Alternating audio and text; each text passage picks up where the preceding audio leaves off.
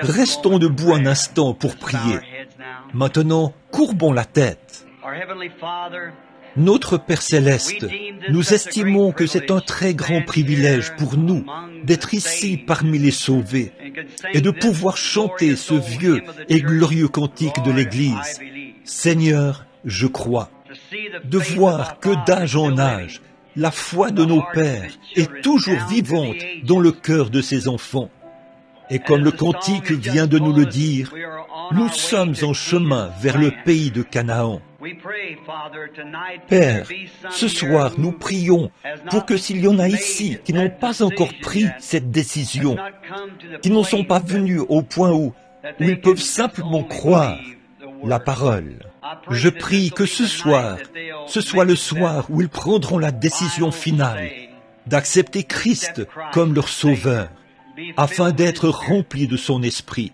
Nous te remercions pour ce groupe qu'on appelle les hommes d'affaires du plein évangile, pour leur prise de position en faveur de ce qui est juste. Nous sommes heureux de savoir qu'il y a dans notre pays des hommes dans le monde des affaires qui prennent le temps de te servir et de parler aux autres, qui dépensent leur argent et consacrent du temps le long du chemin afin d'aider les autres à devenir citoyens du royaume de Dieu. Nous te remercions pour nos frères ministres qui sont ici ce soir, ceux-là qui tiennent le flambeau pour montrer à ce monde enténébré qu'il y a un chemin qui mène à la gloire. Merci pour chaque membre de l'Église du Dieu vivant. Et pour tous ceux qui sont venus, Seigneur, les nouveaux venus, alors que nous nous proposons d'ouvrir la parole, nous te prions maintenant de la dispenser aux gens selon nos besoins. Et quand le service sera terminé ce soir, et que nous rentrerons à la maison, puisse-t-il y avoir de nouveaux-nés dans le royaume. Ou peut-être y a-t-il des gens ici ce soir, Seigneur, qui sont très malades et qui ont besoin de la touche du grand médecin. Puisse-t-il la recevoir ce soir? Accorde-le, Seigneur, et nous te donnerons humblement la louange, car c'est au nom de Jésus, ton Fils, que nous le demandons. Amen.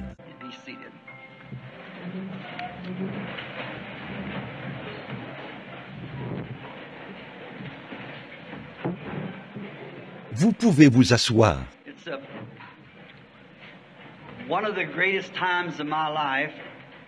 Ceci, c'est l'un des plus grands moments de ma vie, quand je me tiens devant des gens pour parler de la joie de ma vie, Jésus-Christ, de ce qu'il représente pour moi, et d'avoir ensuite le privilège de faire part de cette joie à quelqu'un d'autre qui n'a jamais eu cette joie. Je prêchais l'autre jour. Avant, j'étais un jeune prédicateur.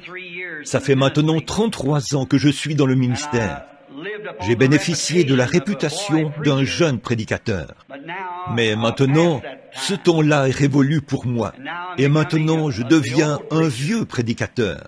Mais chaque jour, comme le dit le cantique, il devient chaque jour plus doux encore que le jour précédent. Alors que je suis sur le point puisque j'ai franchi la moitié du chemin et que je regarde vers le coucher du soleil, Christ représente davantage pour moi, jour après jour. Et quand j'ai un privilège comme celui-ci, de me tenir devant les hommes d'affaires et les femmes de différentes communautés, et de leur parler de quelque chose qui compte plus pour eux que n'importe quoi au monde, c'est-à-dire la vie éternelle. Pour moi, il n'y a rien auquel je puisse penser qui soit plus grand que la vie éternelle. Quand on est jeune, on pense en tant que garçon, on joue à la toupie. Et en tant que petite fille, on découpe des poupées en papier. Après un certain temps, on cherche à avoir de l'instruction. Ensuite, on se demande qui épouser, la fille aux yeux bruns ou celle aux yeux bleus. Puis, il faut payer la maison. Il faut éduquer les enfants. Alors, où en est-on? Mais je suis si heureux qu'il y ait quelque chose de réel. Une fois que tout cela est terminé, alors vous arrivez à quelque chose qui compte plus que ces autres choses. En fait, ces choses-là comptent. Elles sont essentielles. Ça compte vraiment de savoir qui sera la mère de ou le père de nos enfants, ce qu'il en sera de notre foyer et tout, l'éducation des enfants. Mais même tout cela aura une fin. Ça passe, mais la vie éternelle, c'est la plus grande chose que je connaisse. Cela me donnait de la satisfaction quand j'étais un jeune garçon, cela me donne de la satisfaction maintenant, alors que je suis un homme d'âge mûr. Et je suis certain que quand les rideaux seront tirés autour de ma vie, je serai heureux d'aller rencontrer celui pour qui j'ai vécu. Maintenant, ceci s'adresse à Frère Tony, le président de ce chapitre, ici.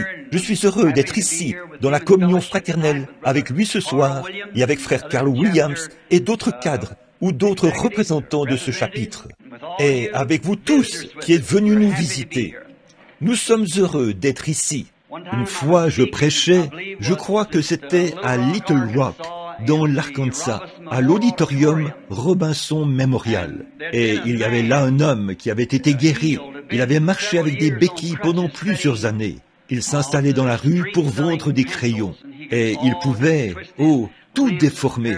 Ses membres étaient paralysés. Il se déplaçait. Les gens avaient vraiment pitié de lui. Un soir, il est venu à la réunion. Il a obtenu une carte de prière. Il est venu dans la ligne de prière et il a été guéri. Et le lendemain, ses béquilles au dos, il marchait de long en large dans la rue pour rendre témoignage. J'essayais de prêcher et au bout d'un moment, il s'est levé et a dit, « Frère Branham, a-t-il dit, je suis un peu perdu. » Il a dit, « Quand je vous ai entendu prêcher, a-t-il dit, je me disais que vous étiez un Nazaréen. » C'est ce qu'il était. Puis il a dit, par la suite, j'ai vu qu'il y avait beaucoup de pentecôtistes dans l'auditoire, a-t-il dit, et quelqu'un a dit que vous étiez pentecôtiste. Puis, je vous ai entendu dire que vous étiez baptiste, ou que vous aviez été ordonné dans l'église baptiste. Il a dit, je suis vraiment confus. Quelle est votre appartenance? J'ai dit, c'est facile. Je suis un baptiste, nazaréen, pentecôtiste. Alors, c'est tout ça mis ensemble. Quand je me suis retrouvé parmi les pentecôtistes, il y a quelques années, c'était dû au fait que le Seigneur m'avait envoyé vers eux, quand il m'a donné le mandat de prier pour ces enfants malades. Et ma propre église dénominationnelle, que je fréquentais à cette époque, ne croyait pas beaucoup à la prière pour les malades, ou à la guérison divine. Cela leur était étranger. Ils m'ont dit que j'étais devenu un exalté. Eh bien, peut-être que je suis devenu un exalté. Je ne sais pas, mais je suis vraiment heureux, peu importe ce que je suis. Quelqu'un a dit que j'avais perdu la tête. J'ai dit, alors laissez-moi tranquille, parce que je suis plus heureux comme ça que comme j'étais avant. Alors je me sens bien comme ça, et c'est une joie ineffable. Mais quand je suis venu parmi les pentecôtistes, je pensais qu'il n'y en avait qu'un seul groupe. Par la suite, j'ai découvert qu'il y avait parmi eux de très nombreux groupes séparés les uns des autres, comme on en voyait dans l'église baptiste d'où je venais. Alors, je ne voulais pas prendre parti pour quelque groupe que ce soit. Je me suis efforcé de me placer entre eux tous et de leur dire « Nous sommes frères ». Voyez, et c'est cette attitude que j'ai conservée depuis ce temps-là. Voir la grande Église du Dieu vivant unie dans la foi, dans la prière et dans l'effort. Et alors, quand les hommes d'affaires du plein évangile ont mis sur pied leur organisme, car ils ne sont pas une organisation, ils sont un organisme, cela a permis d'accepter tous les groupes, et cela m'a donné une tribune, et ils m'ont pris sous leur aile.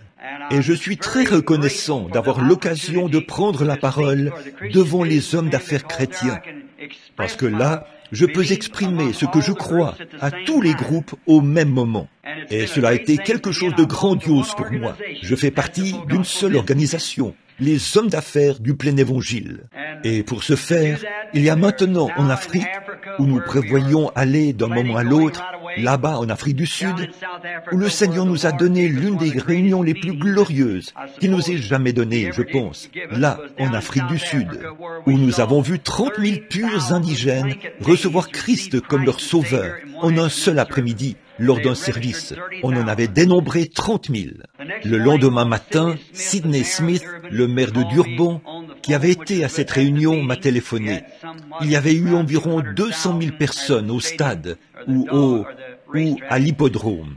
Et il a dit, allez à votre fenêtre et regardez par la fenêtre. Et 7 camions remplis sont passés. Et ces gros camions anglais, qui étaient presque l'équivalent de cette pièce d'un bout à l'autre, étaient remplis de béquilles, de fauteuils roulants, et des choses qui avaient servi de civière aux gens la veille. Et des gens marchaient derrière les camions chantant, les mains en l'air, le cantique que vous avez chanté il y a quelques instants. Crois seulement, tout est possible. Et mon cœur, j'ai dit, Seigneur, ce jour sera pour moi un jour mémorable. Et les quelques jours, le jour, j'étais censé y passer 3 jours. Et c'est là-bas que je repars maintenant. Et là, pendant ces 3 jours, je ne sais vraiment pas tout ce qui s'y est produit. Tout est parti d'un seul miracle que le Seigneur a opéré sur l'estrade. Un garçon qui marchait à 4 pattes, comme un chien, a été ramené à son bon sens et il s'est mis à marcher normalement devant les gens. La veille, on avait dû placer des grilles pour séparer ces gens, parce qu'il y avait une guerre entre les tribus. Et maintenant, la paix régnait parmi eux. Ils marchaient les bras les uns autour des autres, en chantant « Crois seulement ». Tout est possible. Je vous le dis, le bon vieil évangile, même dans sa simplicité, n'a jamais perdu sa puissance quand on le prêche dans la simplicité de la résurrection de Christ. Et cela est plus cher pour moi jour après jour. Et si vous êtes un homme d'affaires ici ce soir, et que vous n'avez jamais fait partie d'une quelconque association des hommes d'affaires, permettez-moi de vous recommander ces hommes d'affaires du plein évangile. Vous n'avez pas à faire partie d'une église, ou quelle que soit l'église dont vous faites partie, c'est parfaitement en ordre. Ça s'appelle les hommes d'affaires du plein évangile. Mais nul besoin d'être un homme du plein évangile pour en faire partie. Les méthodistes, les baptistes, les luthériens, les presbytériens, même les prêtres catholiques, peu importe qui ils sont. Vous savez, je crois que Jacob avait creusé un puits et les Philistins l'en avaient chassé. Je crois qu'il avait donné à ce puits le nom de Malice, ou quelque chose de ce genre. Il en avait creusé un autre, et on l'en avait chassé. Il lui avait donné le nom de Querelle, et ils en avaient creusé un 3e. Puis il a dit, il y a de la place pour nous tous. Alors je pense que c'est ça, il y a de la place pour nous tous ici. Et nous serions heureux que vous qui êtes ici, dans la région de Tucson, veniez communier avec nous. Et puis, n'oubliez pas les réunions qui auront lieu à Phoenix. Bon, je sais que nous ne sommes pas censés faire des annonces ici à l'estrade, parce que nous en avons fait une règle. Mais étant donné que tout cela concerne les hommes d'affaires du plein évangile, je suis censé prêcher et prier pour les malades 4 jours avant les réunions au Ramadan, en décembre prochain. En janvier, du 19 au 23, 4 jours. Je commencerai le 19, n'est-ce pas? Je commencerai le 19, et j'aurai une série de réunions de 4 jours. Quant à vous qui êtes de Tucson, dimanche soir prochain, je prierai pour les malades là-bas, à l'église des Assemblées de Dieu, à Grant Way, chez frère Arnold Mack. Si quelqu'un est malade et qu'il aimerait venir, je serai là-bas pour prêcher, si le Seigneur le veut, dimanche soir prochain, et je prierai pour les malades.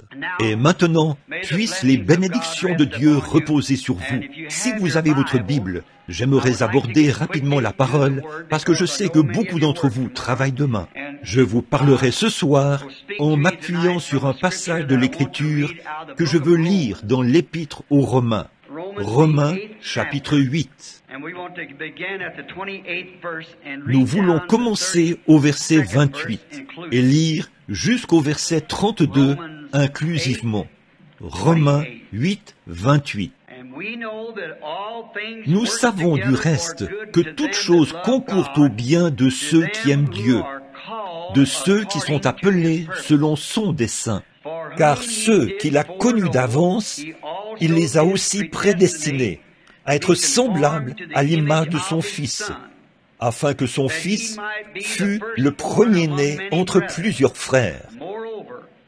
Et ceux qu'il a prédestinés, il les a aussi appelés. Et ceux qu'il a appelés, il les a aussi justifiés. Et à ceux qu'il a justifiés, il les a aussi glorifiés. Que dirons-nous donc à l'égard de ces choses? Si Dieu est pour nous, qui sera contre nous? Lui qui n'a point épargné son propre Fils, mais qui l'a livré pour nous tous, comment ne nous donnera-t-il pas aussi toutes choses avec lui? Que le Seigneur ajoute ses bénédictions à la lecture de sa parole. Maintenant, le sujet dont je veux parler ce soir, c'est le pardon. La Bible dit ici ce soir qu'il nous a donné toutes choses. Eh bien, nous ne pourrions certainement pas parler de toutes choses, mais nous prendrons une chose qu'il nous a donnée, en l'occurrence, le pardon. Et je pense que c'est un mot glorieux, être pardonné. Parce que nous sommes tous coupables de péché. Nous avons tous péché et sommes privés de la gloire de Dieu. Et Dieu, par son Fils, nous a pardonné cette culpabilité de nos iniquités et de nos péchés. Et le pardon me rappelle une histoire que j'ai lue une fois, quelque chose qui s'est passé pendant la guerre d'indépendance, je crois. Il y était question d'un homme, un soldat, un fantassin, qui avait fait quelque chose qui était... Le tribunal l'avait reconnu coupable et condamné à être fusillé. Je crois qu'il avait déserté son poste au moment du combat. Et il allait être tué par un peloton d'exécution. Et un homme l'a tellement pris en pitié qu'il a fini par se frayer un chemin jusqu'au grand président Lincoln. Lincoln, qui était un chrétien, un homme formidable. On dit qu'il se trouvait dans son carrosse quand le messager l'a rencontré. Cet homme est tombé sur ses genoux et a dit « Monsieur Lincoln, président des États-Unis, cher monsieur, a-t-il dit, j'implore votre miséricorde pour quelqu'un, sachant que vous êtes chrétien et que vous avez de la compassion pour ceux qui sont abattus. » Il a dit, mon ami était à son poste, là où il avait été affecté. Mais quand les balles sifflaient et que les canons grondaient, il a pris peur et il a quitté son poste. Monsieur Lincoln, ce n'était pas son intention. C'est un homme bon. Et là, dans une semaine, il sera tué par un peloton d'exécution. Il n'y a aucun moyen de le sauver, sauf si vous le graciez. Monsieur Lincoln, les larmes aux yeux, a sorti un morceau de papier de son porte-document et y a écrit « Moi, Abraham Lincoln, je gracie cet homme de telles choses. Il ne doit pas mourir. » Et il y a posé sa signature. Et cet homme lui a souhaité que les bénédictions de Dieu reposent sur lui. Il est retourné à la prison et a dit à son ami « J'ai obtenu ton pardon. » Il a sorti le bout de papier sur lequel c'était écrit et il le lui a montré. Le condamné a dit « Ne te moque pas de moi. Je suis sur le point de mourir. Et c'est quelque chose de ce genre que tu viens me présenter? Je ne le crois pas. Je ne peux pas du tout y croire. Ce n'est pas vrai. N'importe qui peut signer en écrivant le nom Abraham Lincoln. » Il a dit « Mais ceci, c'est bien la signature du président. » Il a dit « Tu es pardonné. » Il s'est tourné et est parti. Cet homme est mort sous les balles du peloton d'exécution. Et pourtant, voici une libération ordonnée par Abraham Lincoln, le président des États-Unis, pour la remise en liberté de cet homme. Mais il a été fusillé. Donc, l'affaire avait été portée devant les cours fédérales. Et voici l'arrêt qui avait été rendu. Un pardon n'est pas un pardon à moins d'être accepté en tant que pardon. Donc, ce que j'ai lu ce soir, que Dieu nous donne toutes choses et qu'il nous donne le pardon, c'est un pardon pour ceux qui veulent accepter la parole de Dieu en tant que pardon. Mais juste la lire, ça pour nous, ça ne veut pas dire qu'on est pardonné. Ce que ça veut dire, c'est que vous devez l'accepter en tant que votre pardon. Le fait que Dieu a donné son Fils pour qu'il meure à votre place. Et là, c'est un pardon. Libéré de la culpabilité. Voilà ce sur quoi nous voulons baser notre réflexion. Un pardon qui vient de Dieu est une libération de la culpabilité. Il ne s'agit pas de changer de direction en embrassant une doctrine psychologique quelconque, ce qui pourrait, d'une certaine façon, vous donner l'impression que vous avez fait quelque chose de bien, du fait d'avoir adhéré à l'Église, ou adopter un certain credo, mais il s'agit d'une libération de votre culpabilité par la puissance du calvaire. Quelque chose vous a libéré. Il n'y a plus de culpabilité. La Bible dit, dans Romains 5:1, je crois, « Il n'y a donc maintenant aucune condamnation pour ceux qui sont en Jésus-Christ, qui marchent non selon la chair, mais selon l'Esprit. » Une fois qu'un homme est libéré du péché, un homme ou une femme, alors il n'y a plus aucun désir dans son cœur de marcher selon le train de ce monde. Il a reçu gratuitement son pardon. Il devient une nouvelle créature en Jésus-Christ. Il s'affectionne alors aux choses d'en haut, où Christ est assis à la droite de Dieu. Il a été gracieusement libéré. Il n'a pas besoin qu'un prêtre le lui dise ou qu'un ministre le lui dise. Il sait lui-même qu'il a reçu son pardon parce qu'il l'a accepté en ayant recours au moyen par lequel Dieu le lui a envoyé, Jésus-Christ. Quel bien cela fait d'être libéré du péché. On m'a raconté que lorsque la proclamation d'émancipation avait été signée en faveur des esclaves du Sud, il y a bien des années, le moment qui avait été fixé pour leur affranchissement était le lever du soleil d'un certain matin. Ils étaient tous sortis des plantations et beaucoup de jeunes hommes sont montés jusqu'au sommet de la montagne parce que là, ils seraient les premiers à voir le lever du soleil. Et les hommes plus âgés se trouvaient un peu plus bas, et les femmes et les enfants au pied de la montagne. Et bien longtemps avant l'aube, ils attendaient. En effet, les coups de fouet de l'esclavage et les dures épreuves avaient rempli leur vie de tristesse. Alors, ils attendaient avec impatience ce jour où ils allaient être graciés. Voici ce que déclarait la proclamation d'émancipation. À partir de tel jour, au lever du soleil, ils seront affranchis. Ils désiraient ardemment voir cette heure où le soleil se lèverait. Ils avaient tellement hâte qu'ils avaient gravi les montagnes. Oh, si seulement les pécheurs ce soir pouvaient désirer vivement savoir qu'ils sont pardonnés. Vous êtes pardonnés à l'instant même où vous acceptez Jésus-Christ comme votre sauveur. C'est alors que vous êtes pardonnés. On dit que les jeunes hommes étaient là à attendre.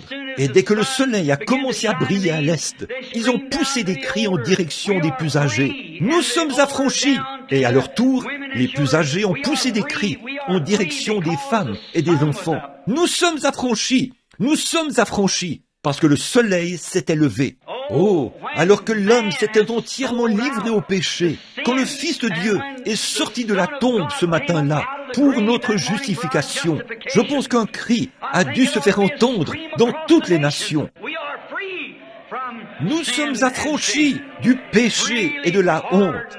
Nous avons reçu gratuitement son pardon par les liens du calvaire. Rien de plus grand ne pouvait être donné à la race humaine. Quand l'homme a péché dans le jardin d'Éden, il a franchi un grand abîme et s'est séparé de l'Éternel. En ce temps-là, l'homme était éternel avec Dieu. Il ne connaissait ni la maladie, ni le chagrin, ni la mort. L'homme n'a pas été fait pour mourir. L'enfer n'a pas été fait pour l'homme. L'enfer a été créé pour le diable et ses anges, et non pour l'humanité. En effet, les hommes ont été créés sur la terre pour être des fils et des filles de Dieu. Mais quand l'homme a péché et qu'il a franchi la ligne de démarcation entre le bien et le mal, il s'est séparé de Dieu sans aucun moyen pour lui de revenir. Il était totalement perdu. Il ne pouvait pas revenir parce qu'il avait péché. Mais Dieu, qui est riche en miséricorde, a accepté un substitut, car il avait dit, « Le jour où tu en mangeras, ce jour-là, tu mourras. » Et la justice et la sainteté de Dieu exigent la mort, parce que c'est sa parole. Et il doit tenir sa parole pour être Dieu. Ainsi donc, malgré l'amour qu'il avait pour la race humaine, il a dû les regarder se séparer de lui, de la communion qu'il avait avec ses enfants dans le jardin d'Éden. Et tout ce temps, il a dû vivre dans cet état de chagrin, parce que sa parole dit, « Le jour où tu en mangeras, ce jour-là, tu mourras. » Alors, nous pouvons nous appuyer sur le fait que tout ce que Dieu dit est vrai. Cela doit s'accomplir. Dieu ne peut pas revenir sur sa parole, vous voyez, parce qu'il est infini, il est éternel. Et sa première décision est une décision perpétuelle. Il n'a pas à revenir là-dessus parce qu'il a augmenté son savoir à ce sujet. Il est infini dès le départ. Par conséquent, quand Dieu dit quelque chose, c'est parfaitement ce qu'il en est. Ça ne peut jamais être changé, parce que c'est la décision parfaite. Et alors, la manière dont Dieu agit sur les sujets qui acceptent sa décision sera pour toujours la manière dont il agira sur tous les autres sujets qui accepteront sa décision de cette manière-là. Par conséquent, s'il a pourvu d'un moyen pour que l'homme soit sauvé, le premier moyen qu'il aura pourvu restera à jamais le même. Et si Dieu a promis aux malades qu'il sera guéri à condition d'avoir la foi pour y croire, ça restera à jamais ainsi. Il ne peut pas revenir là-dessus. Voyez, il doit toujours rester le même. Eh bien, au Jardin d'Éden, Dieu a accepté un substitut pour l'homme au moyen d'un sacrifice sanglant. Il fallait que ce soit du sang pour payer le prix. Et il en a toujours été ainsi. Aucun autre moyen, ou quoi que ce soit d'autre, ne l'a jamais remplacé. C'était du sang. Le seul moyen pour Dieu de recevoir de nouveau ses enfants, c'est par ce substitut de sang. Aucun autre prix ne peut être payé. Rien d'autre ne fera l'affaire. La première décision de Dieu est toujours parfaite et elle est éternelle. Et nous savons que c'est vrai, parce que Dieu ne peut pas mentir et il ne peut pas revenir sur sa parole. Depuis ce moment-là, c'est le seul moyen et le seul lieu où Dieu entre en communion avec l'homme.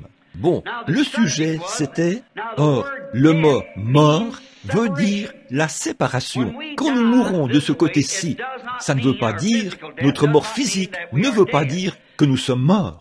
Jésus a dit, « Celui qui croit en moi vivra, quand même il serait mort. Quiconque vit et croit en moi ne mourra jamais. » Or, cette mort dont il est question ici, c'est la séparation d'avec la présence de Dieu. Mais la mort physique que nous devons connaître ici, ce n'est toutefois pas la mort. Nous sommes encore dans la présence de Dieu. Nous passons de cet endroit-ci à un endroit plus proche de lui, dans sa présence. Ce que nous appelons la mort, ce n'est pas la mort telle que nous l'appelons ici. Souvenez-vous, il a dit au sujet de la jeune fille qui était morte, la fille de Jaïrus. Elle n'est pas morte, mais elle dort. Et ils se sont moqués de lui, parce que pour eux, elle était morte. C'était leur langage à eux, elle est morte. Mais Jésus a dit, elle dort. Il est allé la réveiller, et elle est revenue à la vie. Eh bien, depuis Adam jusqu'à ce jour, l'homme essaie de fabriquer son propre substitut. Il fait tout son possible pour produire quelque chose d'un peu mieux que ce que Dieu avait fait en ce temps-là. Et c'est simplement naturel chez l'homme. L'homme cherche toujours à améliorer quelque chose, à le faire autrement. Il veut injecter ses propres idées dans le plan de Dieu. Et c'est pour ça que nous sommes séparés ce soir, nous, les chrétiens du monde, par des barrières dénominationnelles. Nous, cela se produit parce que l'homme a injecté sa propre idée dans le plan de Dieu. Depuis Adam jusqu'à ce jour, comme je l'ai dit, il en a été ainsi. Dans le Jardin d'Éden, Adam a exprimé la pensée de l'homme quand il s'est fait une ceinture de feuilles de figuier pour se tenir devant Dieu. C'est quelque chose qu'il a fabriqué lui-même. Et après les feuilles de figuier, il a essayé l'instruction, les tours, les villes, les idoles, la civilisation, la dénomination. Mais cela n'a rien changé à l'affaire. C'est uniquement sous le sang que Dieu accepte ces sujets. C'est tout. L'instruction a totalement échoué.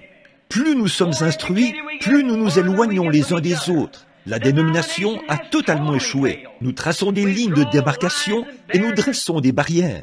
Chacun essaye d'exalter sa dénomination par rapport à une autre, et cela brise la communion fraternelle. Tout ce que la civilisation a produit, c'est la confusion. Les villes, les tours, et que sais-je encore, toutes ces choses ont échoué. Et le plan de Dieu demeure le même, sous le sang. Ce sang, c'est un sang qui doit être mis bien en vue dans le jardin, autrefois, ou plutôt à l'époque d'Israël, quand il fallait qu'Israël tue l'agneau et mette le sang sur le linteau et sur le montant de la porte. C'est ce que Dieu avait exigé. Et il fallait que ce signe soit là, peu importe ce qu'était la situation de chacun. Il se peut que ces hommes aient démontré qu'ils étaient des Israélites circoncis. Il se peut qu'ils aient déclaré « Nous croyons chaque parole que Jéhovah dit », mais ce n'est pas ça qui réglait le problème. Il leur fallait mettre ce signe en évidence. Le sang devait être présenté. C'est la même chose ce soir. Je crois que chaque chrétien doit mettre en évidence le sang de Jésus-Christ, qu'il a purifié des choses du monde, en dépit de tout. Or, en ce temps-là, il fallait que le signe soit appliqué sur la porte. Il fallait que ce soit appliqué là-dessus.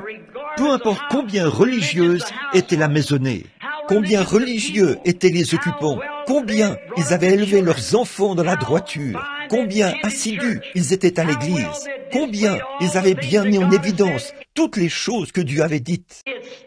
Il n'en demeurait pas moins qu'à cette dernière heure, où ils étaient entre la mort et la vie. Il fallait que le sang soit mis en évidence. Et le sang montrait qu'un substitut innocent avait été accepté à la place de l'adorateur. Et les composants chimiques du sang, le sang rouge était en soi le signe sur la porte, montrant que cette maison était en sécurité, qu'elle était sous le sang. Et ça, c'était un type. Maintenant, en ces derniers jours, nous arrivons une fois de plus à l'heure où Dieu délivrera son Église. Je crois cela.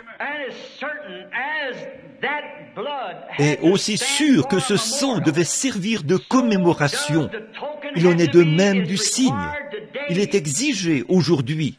Alors, eh bien, on ne pourrait pas prendre les composants chimiques du sang du Seigneur Jésus et les appliquer sur la porte de chaque cœur.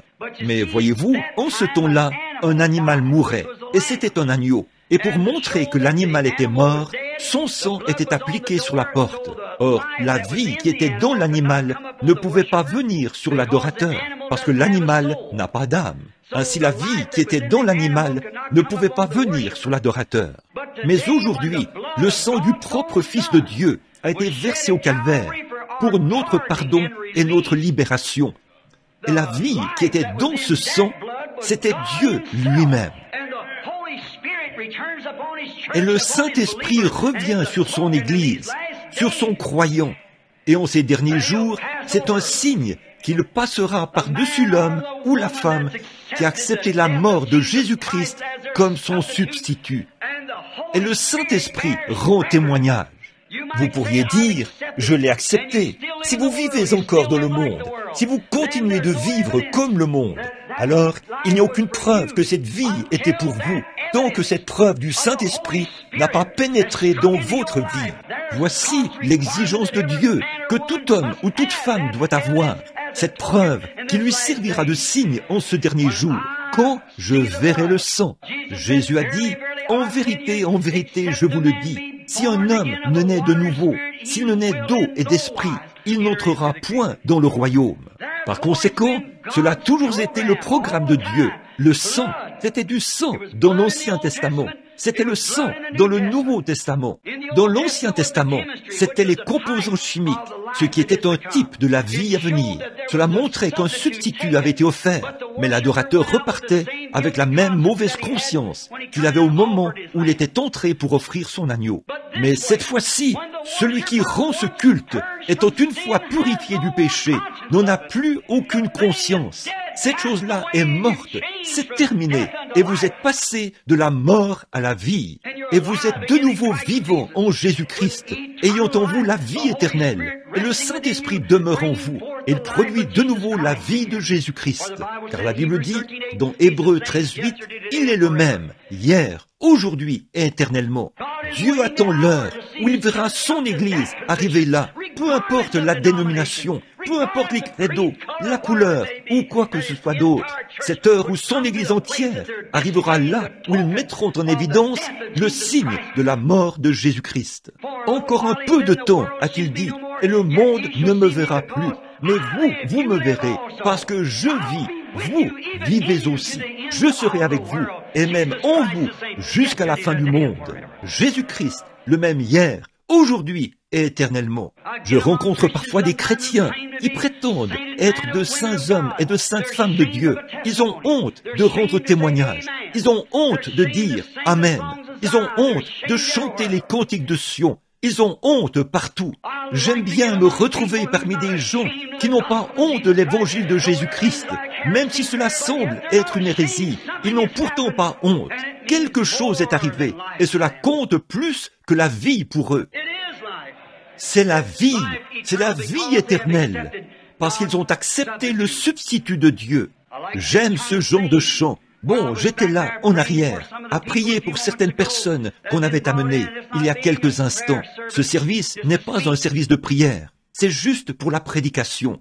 J'étais là, dans la pièce, et j'entendais les chants, le battement des mains, et nous nous demandons, et j'en ai même vu certains courir d'un bout à l'autre de la salle, et danser par l'esprit, comme on dit. La première fois, j'ai critiqué cela quand j'ai vu les pentecôtistes danser par l'esprit. Je me suis dit, qu'est-ce que c'est que ça? C'est probablement un tas d'absurdités. Puis, je me suis mis à lire la Bible, et j'ai découvert cela, le fait de danser par l'esprit. Le diable a imité cela et a propagé cela par le biais du rock'n'roll et toutes ces choses. Mais la vraie danse authentique vient de Dieu. C'est tout à fait exact. Et chaque fois, la danse représentait la victoire. Quand David a tué Goliath et que ce petit garçon au teint rosé est entré dans la ville, entraînant la tête de ce géant derrière lui, les gens sont sortis à sa rencontre en dansant. Ils avaient la victoire. Quand, par la puissance de Dieu, Moïse a traversé la mer Rouge et a emmené les enfants d'Israël de l'autre côté, Marie a attrapé un tambourin et avec toutes les filles d'Israël, elle s'est mise à courir de long en large sur le rivage, en battant du tambourin et en dansant par l'esprit. Si ce n'est pas une réunion pentecôtiste à l'ancienne mode, je n'en ai jamais vu de ma vie. C'était moi le problème. Je n'avais pas assez de victoire. Mais une fois que vous remportez finalement cette victoire et que le signe du sang de Jésus-Christ vient sur vous, je me souviens de David, le grand psalmiste de la Bible, la fois où il avait fait quelque chose, où il avait accompli ce grand exploit. La fille de Saül lui avait été donnée comme épouse. Elle était une sorte de soi-disant croyante, guindée et prétentieuse. L'arche se trouvait loin de Dieu depuis bien longtemps.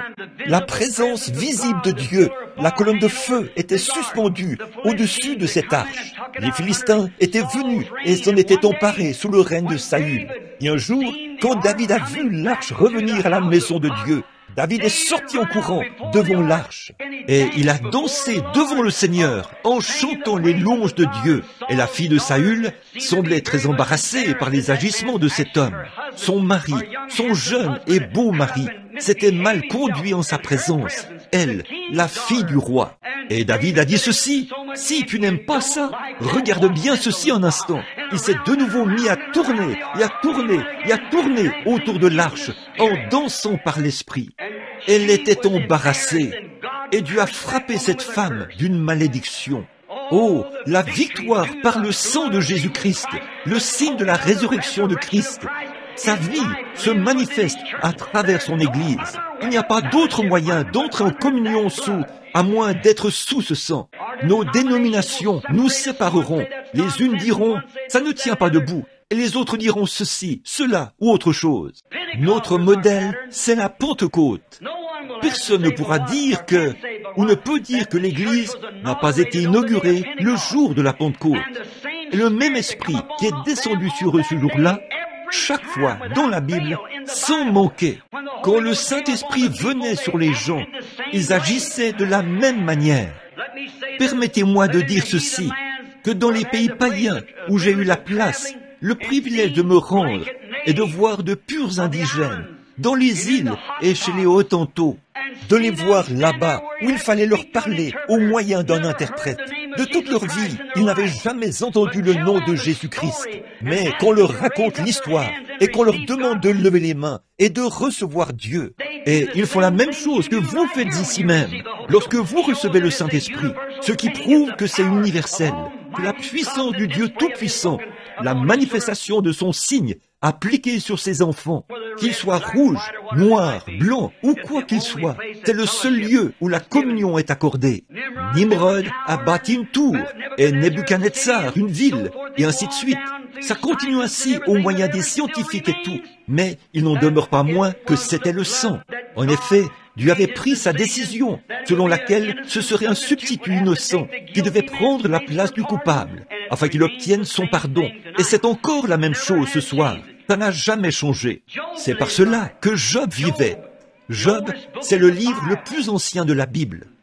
En dépit de tout ce qui est arrivé à cet homme, il est resté ferme parce qu'il savait qu'il avait satisfait aux exigences de Jéhovah. Il savait que c'était juste. C'était pareil pour Abraham, pour beaucoup d'entre eux. Israël ne se rencontrait, il n'y avait qu'un seul lieu où Israël pouvait entrer en communion. C'était sous le sang versé. Les hommes de tout lieu devaient adorer à Jérusalem. Tant qu'il n'y avait pas de sacrifice, il n'y avait pas d'adoration. Et le sacrifice, c'était du sang.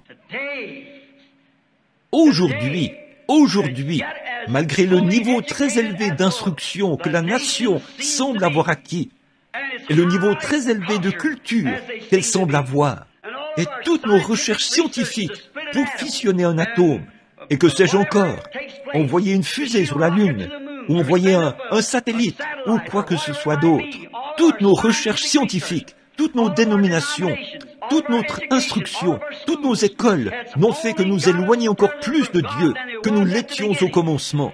Ce qu'il faut, c'est d'abandonner notre cœur à la puissance du Dieu Tout-Puissant par sa volonté. Et comme signe, le Saint-Esprit viendra sur cette personne. Voici les miracles qui accompagneront ceux qui auront cru. Ça demeure à jamais pareil. C'est ce que Christ a dit. Allez par tout le monde et prêchez la bonne nouvelle à toute la création. Celui qui croira et qui sera baptisé sera sauvé. Celui qui ne croira pas sera condamné. Et voici les miracles qui accompagneront ceux qui auront cru. C'est la manifestation du Saint-Esprit qui montre que Dieu a agréé l'adorateur. Car l'Esprit et la vie qui étaient en Christ viennent sur l'adorateur. Pouvez-vous imaginer un juif d'autrefois sous le sang versé? Le voici qui avance sur la route. C'est le jour de l'expiation. Il est en chemin pour aller offrir un sacrifice. Il a un beau taureau bien gras. C'est ce que Jéhovah exige. Ou disons qu'il a peut-être un agneau, un bel agneau bien gras. Le sacrificateur devra examiner cet agneau pour voir s'il a un défaut. Puis il arrive au lieu d'adoration. Il prend conscience qu'il est un pécheur. Il a commis le mal. Alors il pose ses mains sur ce sacrifice. Par le fait de poser les mains sur le sacrifice, il s'identifie à son sacrifice. Et alors, pendant qu'on tranche la gorge de l'animal, ou qu'on lui ôte la vie, ses mains sont posées sur lui alors qu'on lui ôte la vie. Et il ressent les douleurs de cet animal qui se meurt. Et son sang gicle sur ses mains. Il est conscient que cet animal est en train de mourir à sa place. À ce moment-là, il repart étant justifié, parce qu'il a fait exactement ce que Jéhovah avait exigé de lui. Et c'est la même chose pour les chrétiens aujourd'hui. Il ne s'agit pas de signer une carte pour dire que vous viendrez à l'école du dimanche tant de jours ou tant de dimanches par année. Il ne s'agit pas de prendre l'engagement d'arrêter de boire pendant 6 mois. Ce n'est pas de ça qu'il s'agit. Il s'agit de poser vos mains sur le sacrifice que Dieu a pourvu, son pardon, sur la tête de Jésus-Christ, et de sentir sa chair être déchirée au calvaire, et par la suite de vous identifier à lui par le baptême, afin de montrer que, comme il est mort et ressuscité, de même vous avez été ensevelis en son nom, afin de ressusciter en nouveauté de vie et de marcher comme une nouvelle créature en Christ, si vous le faites avec sincérité. Après avoir satisfait à ce commandement de Jéhovah, il a donc le sentiment d'être justifié. Or, le Juif pouvait être justifié parce qu'il avait fait ce que Jéhovah lui avait dit de faire. Finalement, c'était vrai. C'est ce que Jéhovah avait fait. C'est ce qu'il exigeait. Mais finalement, c'était devenu une tradition familiale. Une fois le jour de l'expiation arrivé, peut-être que ce juif commettait le mal. Il se disait, « Eh bien, je crois que c'est le jour des expiations. Je ferais mieux d'y amener mon agneau. » Vous voyez, c'était devenu une tradition familiale. Ils n'y allaient pas avec sincérité. Ils observaient cela simplement parce que les autres familles le faisaient aussi. C'est tout simplement ce que nous devrions faire. Comme toutes les familles le font, nous devrions le faire aussi. Et c'est exactement là que notre christianisme en est arrivé. C'est exactement là que nos mouvements pentecôtistes sont en train de se diriger.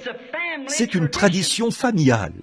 Voyez, nous ne nous identifions pas à notre sacrifice. Nous ne montrons pas que nous sommes morts avec notre sacrifice. Nous disons, oh, nous sommes chrétiens parce que je suis allé adhérer à l'église.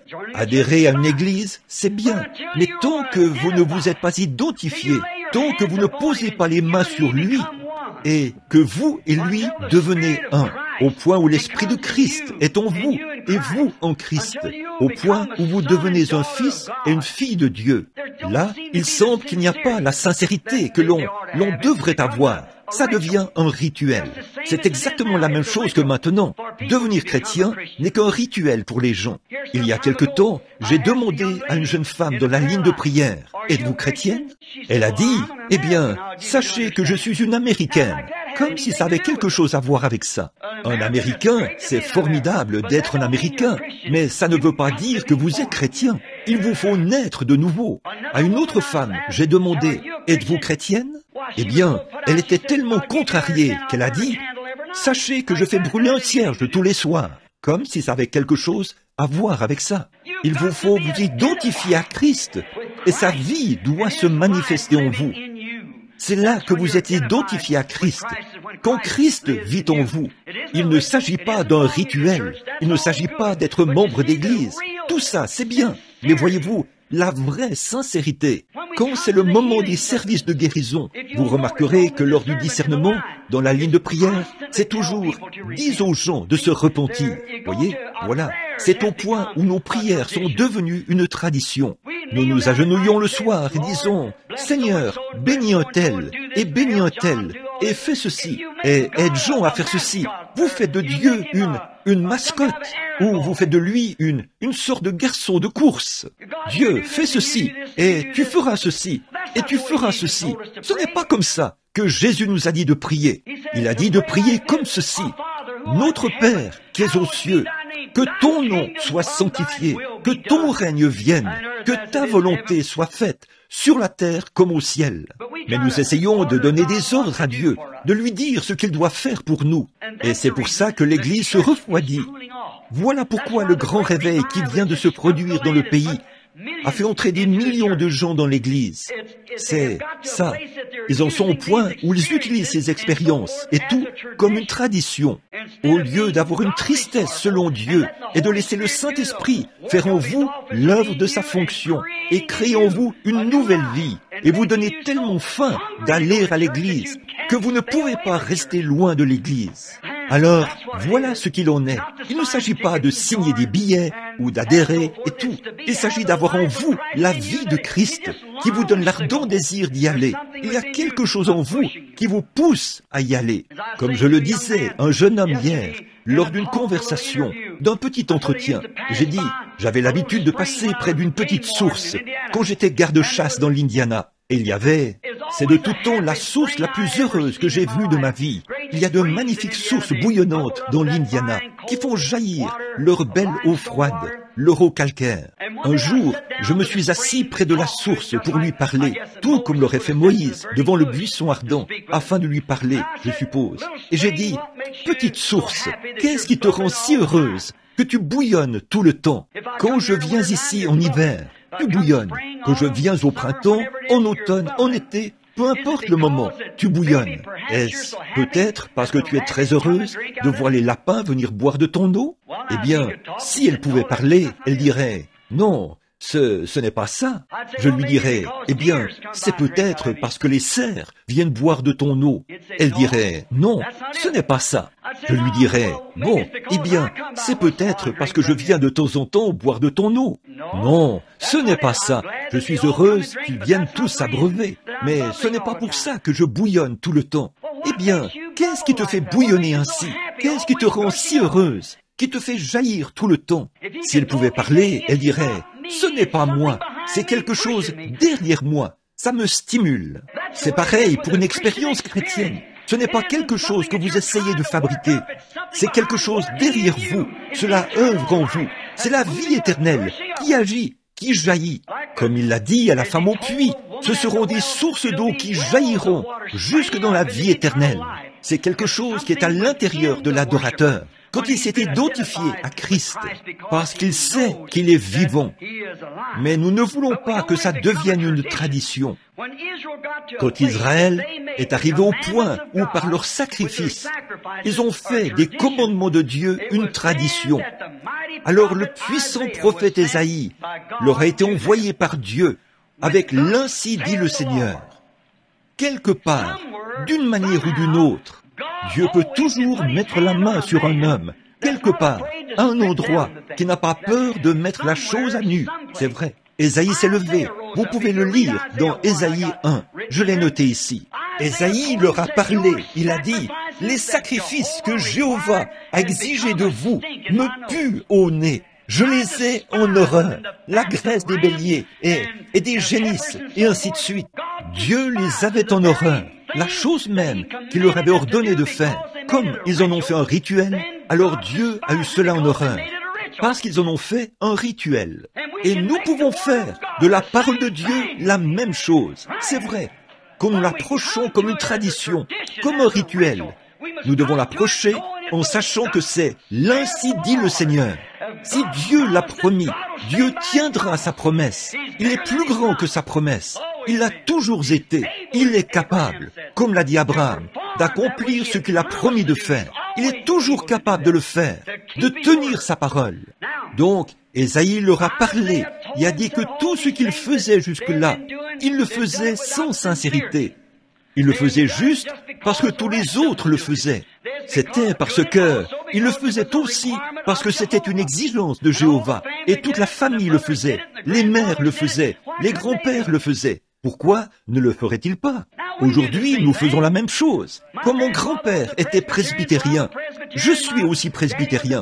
Comme mon papa était baptiste, je suis aussi baptiste. Et ainsi de suite. Comme mon papa était pentecôtiste, je suis aussi pentecôtiste. Ce n'est pas de ça qu'il s'agit. Nous en arrivons là où nous nous rendons compte que nous nous sommes séparés. Nous sommes séparés de Dieu. Et nous venons sur la base du sang versé de Jésus-Christ. C'est sous ce sang que les méthodistes, les baptistes, les luthériens, les presbytériens, les pentecôtistes peuvent tous se rencontrer et avoir un point commun, peu importe leur tradition ou leur rituel. Ils peuvent s'y rencontrer sous une chose qu'ils ont en commun, c'est-à-dire le sang de Jésus-Christ. Quand l'Église reviendra là, loin de ses rituels, qu'elle reviendra au plan originel de Dieu, où les hommes naissent dans le royaume de Dieu, et non pas qu'ils adhèrent à l'Église. C'est à ce moment-là que la communion fraternelle régnera partout, et l'Esprit du Seigneur couvrira la terre, comme les eaux couvrent la mer. Quand on en arrivera là où les hommes oublieront leurs divergences et se rassembleront dans la communion fraternelle sous le sang, nous ne pouvons pas tous venir sur la base de la tradition baptiste ou de la tradition presbytérienne ou sur la base de la tradition méthodiste ou de la tradition pentecôtiste, mais nous pouvons tous nous rencontrer et communier sous le sang de Jésus-Christ, parce que c'est le plan originel de Dieu. C'est vrai. Amen. Voilà le pardon. Un méthodiste peut regarder un baptiste et tourner la tête de côté. Pareil pour un baptiste qui regarde un pentecôtiste et un pentecôtiste qui regarde un baptiste sur la base de leur tradition. Mais quand ils se rencontrent sous la croix où le sang de Jésus-Christ purifie tous les hommes du péché, il est une nouvelle créature en Jésus-Christ. C'est un frère, peu importe la marque qu'il porte, c'est un frère. En effet, voilà le terrain sur lequel nous pouvons tous nous rencontrer. Voilà la manière de Dieu de le faire. Ces autres choses sont des credos faits de main d'homme que l'on a injectés dans ceci. Mais le plan originel de Dieu pour le pardon, c'est d'être sous le sang de Jésus-Christ. Voilà le plan de Dieu pour le faire. Oui, face aux traditions de cette époque-là, le grand prophète s'est écrié et a dit « Vos traditions sont impuissantes, elles me répugnent, n'ayez aucune foi en elles. » Les gens offraient ces offrandes sans même avoir foi en ce qu'ils faisaient. Maintenant, posons-nous simplement la question, n'est-ce pas semblable à aujourd'hui? Ça nous coûte terriblement de dire ça, mais nous devons regarder les choses en face à un moment donné. Il y a quelque chose qui cloche quelque part. Eh bien, cette Église devrait être beaucoup plus avancée qu'elle ne l'est maintenant. Jésus attend que son Église soit prête. Son épouse s'est préparée. Nous avons le potentiel. Le Saint-Esprit est ici. Dieu est ici, avec la puissance de guérir les malades, la puissance de faire toutes les choses que Christ a faites. J'ai personnellement vu le Saint-Esprit le démontrer. Donc, le potentiel est là. Ce que Dieu attend de nous, c'est que nous abandonnions nos traditions et que nous revenions sous le sang de son Fils, Jésus-Christ, pour devenir l'Église du Dieu vivant, les méthodistes, les baptistes, les luthériens, les presbytériens, et que sais-je encore. Que celui qui veut vienne prendre des eaux de la vie gratuitement. Je le crois de tout mon être. Dieu a envoyé le Saint-Esprit pour faire cela. Mais nous nous approchons sans sincérité, par nos rituels, puisque c'est notre tradition, puisque c'est un rituel. Nous nous approchons sans sincérité, sans vraiment éprouver de la tristesse quant au péché.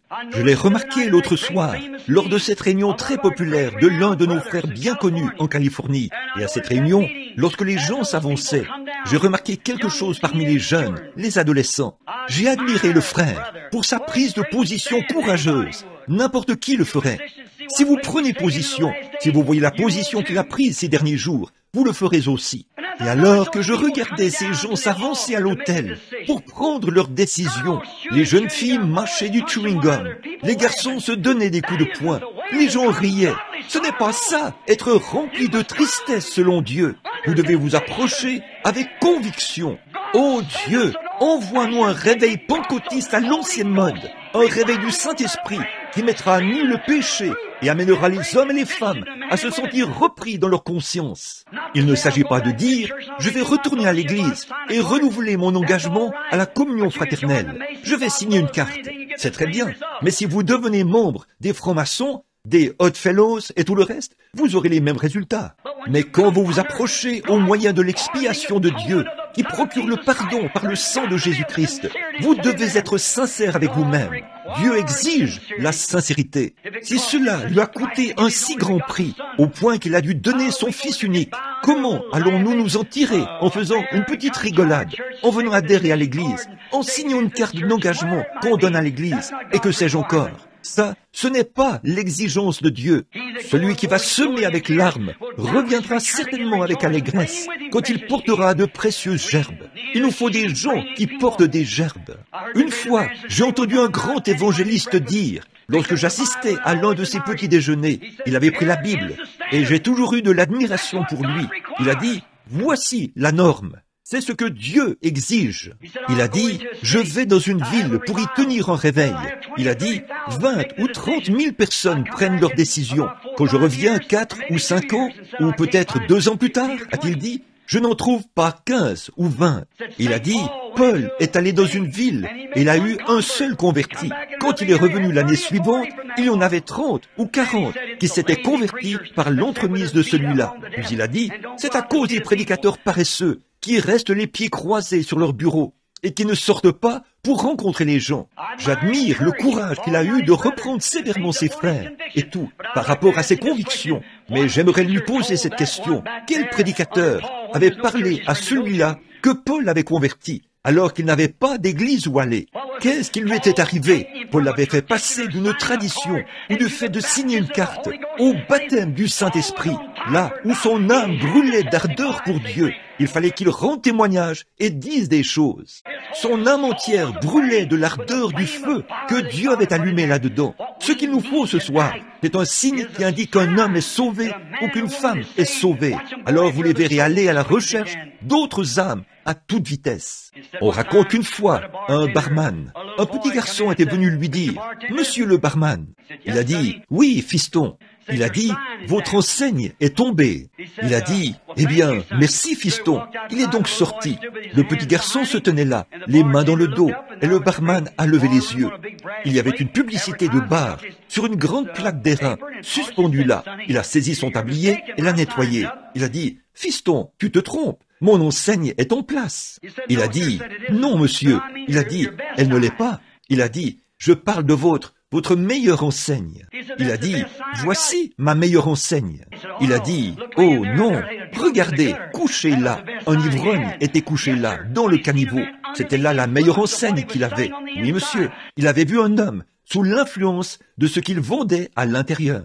Et quand nous voyons un homme sous l'influence du Saint-Esprit, au point où sa vie brûle de l'ardeur du feu de la Pentecôte, à l'ancienne mode, voilà le meilleur signe que Dieu a jamais eu pour montrer que cet homme est sauvé. C'est quand il se met à son service. C'est le meilleur signe. Eh bien, comment cela se produit-il? Non pas en adhérant à l'Église, mais en acceptant son pardon par Jésus-Christ, votre substitut innocent. Aucune sincérité, aucune véritable tristesse à cause du péché. Il a dit qu'il cacherait sa face devant leur rituel. Leur prière était impuissante. Ils priaient. Oh, bien sûr, ils allaient là et faisaient leur prière. Ils offraient leur sacrifice. C'était devenu une formalité. Savez-vous, dans 2 Timothée, verset 3, ou dans le chapitre 3 de 2 Timothée, il nous est dit que nous verrons ces mêmes choses dans les derniers jours. Ici, la Bible dit, « Sachez que, dans les derniers jours, il viendrait un temps où les hommes seraient emportés, enflés d'orgueil, aimant le plaisir plus que Dieu, déloyaux, calomniateurs, intempérants et ennemis des gens de bien, ayant l'apparence de la piété, mais reniant ceux qui ont fait la force. Éloigne-toi de ces hommes-là. Il en est parmi eux qui vont de maison en maison et qui captivent des femmes d'un esprit faible et borné, agitées par des passions de toute espèce. Apprenons toujours, et ne pouvons jamais arriver à la connaissance de la vérité. Maintenant, si la Bible prédit que l'heure viendra où l'Église embrassera la même tradition qui avait cours là-bas, leur rituel, voici qu'elle est de nouveau devenue une religion traditionnelle, impuissante. Oh, dit-on, c'étaient des communistes. Non, ils ne l'étaient pas. Ayant l'apparence de la piété, ils vont à l'église, ils adhèrent à l'église, ils essayent d'en mettre plein la vue quand ils vont à l'église et tout. Puis, ils repartent de là et mènent une vie contraire. Il n'y a pas de feu dans leur âme, rien du tout. Ils ne s'intéressent à personne d'autre. Tous les autres peuvent mourir et disparaître s'ils le désirent. Nous avons le sentiment d'être sauvés. Les autres, ça nous est égal. Ça, ce n'est pas le vrai christianisme. Le christianisme, c'est d'aller à la recherche des perdus, d'aller chercher ce frère, de faire quelque chose à ce sujet. Pourrons-nous rester les bras croisés, même si nous prétendons être sauvés, et regarder des hommes et des femmes qui se meurent partout? Voir les rues remplies de femmes qui fréquentent l'église, en short, le visage maquillé, se promener dans la rue, la cigarette à la main, le visage peinturluré. On dirait des renards ou des loups ou quelque chose de ce genre. Et des hommes qui se promènent dans la rue, qui adhèrent à des églises et des choses de ce genre. Et on appelle ça le christianisme et on ne dit rien. Qu'aurait fait Saint Paul s'il se promenait dans Tucson? Eh bien, je pense qu'on le jetterait en prison avant demain matin. C'est vrai. Pourquoi? Son âme brûlerait d'ardeur pour Dieu, au point où il ne pourrait pas s'empêcher de le faire. Certainement. Mais nous adhérons à l'Église. Vous voyez, nos traditions sont devenues quelque chose qui sont mauvais devant Dieu. Ce qu'il nous faut aujourd'hui, c'est qu'un prophète entre en scène avec l'Ainsi dit le Seigneur pour mettre toutes ces choses à nu et dire qu'elles sont devenues quelque chose qui sont mauvais. Nos dénominations ont pris de l'expansion. Nos églises sont grandes et elles sont plus belles que jamais. Nous serions bien mieux avec une poêle en fer blanc, debout dans la ruelle, avec une guitare et battre du tambour là-dehors, ou autre chose, avec le vrai feu de la Pentecôte qui brûle dans nos âmes, plutôt que de nous asseoir sur les grands bancs où nous sommes assis aujourd'hui, en train de mourir. Le monde se meurt sous nos pieds. Oui, monsieur. Dieu a un pardon, et ce pardon ne s'obtient que par Jésus-Christ. L'instruction, les traditions, les dénominations, la science, rien ne pourra jamais remplacer cela. C'est sous ce sang. C'est sous la tradition, pas sous la tradition, mais sous le sang de Jésus-Christ. La voie que Dieu a pourvue pour les pécheurs, c'est le seul moyen par lequel nous pouvons nous rencontrer. Je vous le dis, prenez un méthodiste, prenez un baptiste, un presbytérien et un luthérien et un pentecôtiste, et que chacun vienne sous ce sang. Ils seront frères. Il n'y aura plus de dispute parmi eux. Non, monsieur, ils seront frères. Ils verront tout de la même manière. Mais si vous laissez un méthodiste se disputer avec un baptiste au sujet du baptême, les unitaires se disputer avec les trinitaires, ou les trinitaires avec les unitaires, et que sais-je encore. Voyez les gens se quereller et se prendre aux cheveux. Mais qu'ils viennent tous les deux sous la croix, et voyez ce qui se produira. Et le sera jusqu'à ma mort. Alors, dans un chant plus noble, plus doux, je chanterai la puissance de ton salut, quand dans la tombe, le murmure de ces pauvres lèvres balbutiantes. Ce seras-tu. Je rends témoignage ce soir que le sang de Jésus-Christ fait d'un méthodiste, un baptiste, un luthérien, un presbytérien, ou que sais-je encore, mon frère. Oui, monsieur, il y a quelque chose en lui. Parce que son esprit est celui d'un frère. Il n'est pas un querelleur et tout. Il est un frère en Christ. Il croit chaque parole qui se trouve dans cette Bible. Comment le Saint-Esprit qui a écrit la Bible peut-il renier cela? Comment le Saint-Esprit peut-il être dans un homme et dire « Oh, ça, c'était seulement pour les disciples ». Jésus a dit que celui qui veut, Pierre a dit « La promesse est pour vous, pour vos enfants, pour ceux qui sont au loin, en aussi grand nombre que le Seigneur notre Dieu les appellera. » Le Saint-Esprit était pour tous ceux que Dieu a appelés. Ici, il a dit ceux qu'il a prédestinés. Il les a connus d'avance. Il les a établis et ils ont accepté. Nul ne peut venir à moi, a dit Jésus, si le Père ne l'attire, et tous ceux que le Père m'a donnés viendront à moi. Venons-nous par une émotion fabriquée? Venons-nous pour adhérer à l'Église? Venons-nous parce que nous ne voulons pas aller en enfer? Ou venons-nous parce que nous aimons Dieu, qui a donné son Fils unique, afin que quiconque croit en lui ait la vie éternelle? Venons-nous parce que c'est un sacrifice d'amour que Dieu nous a donné, afin que nous manifestions cela? Dieu est une religion impuissante. La religion n'a aucune puissance. Alors, que doit-il faire aujourd'hui? Il est chaque fois dans la Bible que Dieu, en dehors de ce côté-ci de la Bible, chaque fois qu'il y a eu une réforme ou un réveil, cela a été confirmé par de grands miracles et de grandes puissances. Quand Luther est venu sur la scène, quand Wesley est venu sur la scène, quand tous les réformateurs, Sankey, Finney, Knox, Calvin, quels qu'ils soient, là où ils allaient, la puissance était manifestée. Là où Dieu se trouve, il est surnaturel. Là où Dieu se manifeste, il doit y avoir du surnaturel. Regardez à cette époque-là, quand des pharisiens sont venus à Jésus et ont parlé de gentillesse et de douceur. Qui était plus doux que le bon vieux sacrificateur? Qui était plus grand que leur sacrificateur? Il vient vous voir à votre naissance. S'il y a une dispute dans le voisinage, il vient et il règle la question. Il est toujours quelqu'un qui procure la paix. C'est un homme plein d'amour. Vous savez qu'il l'est. Quand vous avez des ennuis, vous pouvez aller vers lui et il vous aidera. Vous parlez d'un homme bon. Alors, venons-en à ce Jésus de Nazareth. Quant à ce sacrificateur, nous savons qui était son père, le père de son père et le père de son père. Nous avons ici une école où on peut l'identifier. Qui est ce Jésus de Nazareth? De quelle école sort-il? À quelle organisation appartient-il? Qu'est-ce qu'il fait, à part toujours créer des disputes? Que dit-il de votre bon vieux sacrificateur? Il est du diable, a dit Jésus. Vous êtes vous avez pour père le diable, et vous ferez ses œuvres. Pouvez-vous imaginer cela? Il est allé dans le temple, à regarder les gens avec colère, à renverser les sacrifices que Jéhovah exige. Et c'est écrié, il est écrit, la maison de mon père est une maison de prière, et vous en avez fait une caverne de voleurs. Que ferait-il aujourd'hui s'il venait dans nos églises modernes? D'autres tables seraient renversées, d'autres bancs seraient renversés, car il les mettrait en pièces. C'est vrai, ce serait la même chose. Ne voyez-vous pas? Jésus est très scripturaire. Il était la parole. Il n'avait pas besoin d'écrire quoi que ce soit. Il était la parole. Il était la parole vivante. Et les gens ne reconnaissent pas cela. Et aujourd'hui, comment un homme peut-il, selon le principe que Jésus a promis ces signes au monde entier, et cette bénédiction au monde entier, et que le Saint-Esprit viendra exactement comme il l'a fait au début, sur tous ceux que Dieu appellerait. Comment un homme peut-il prétendre être chrétien et nier cette parole, puis dire qu'il a en lui le Saint-Esprit? Le Saint-Esprit ponctuera chaque parole de Dieu d'un « Amen ». C'est tout à fait vrai. Oh frères, nos systèmes d'éducation nous en ont éloignés et nos dénominations nous ont séparés les uns des autres et de Christ. Mais quoi? Elles continueront de faire cela. Et si vous prenez un substitut ou quoi que ce soit d'autre, ce n'est rien d'autre que des feuilles de figuier, encore une fois. Dieu rejette cela. Mais quand l'Église vient sous le sang de Jésus-Christ, avec le signe du Saint-Esprit sur les gens, alors vous verrez de nouveau la communion entre les frères. Vous verrez une Église remplie de puissance. Vous le verrez.